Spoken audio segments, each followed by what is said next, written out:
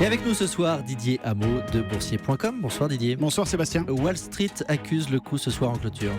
Oui, une clôture en berne avec un indice Dow Jones qui perd 0,6%, 0,61% exactement, 17 839 points. Le Nasdaq recule de 0,82%, 4 823 points. Le marché s'inquiète encore des conséquences d'un Brexit avec une rechute de la livre sterling spectaculaire au plus bas depuis 31 ans, à 1,30 face au dollar malgré les déclarations plutôt rassurantes de la Banque d'Angleterre. Le pétrole rechute aussi de 3,9%, 48,10$ le Brent, 46,75$ le baril WTI. Du coup, Exxon perd 0,8%, Chevron, moins 0,5%, Royal Dutch, moins 1,2%. Et aux valeurs de technologie, Apple perd 0,9%, IBM, moins 0,4%. Mais Microsoft est stable ce soir à 51,17$. La bourse de Paris a accentué son mouvement de repli. Ça continue, moins 1,69%, une forte baisse, 4163 points.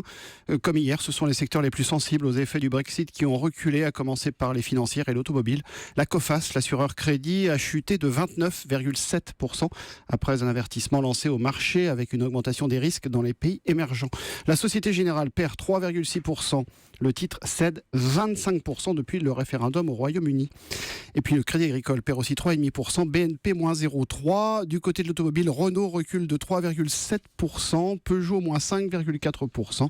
Sur les devises, l'euro retombe aussi 1,1075 face au dollar. Et le secteur de la santé a limité la casse. C'est l'exception à la règle avec quelques valeurs refuges qui résistent, qui se distinguent comme Bastide plus 2%, Orpea aussi plus 0,6% après une acquisition en Espagne dans le secteur de la santé, de la prise en charge.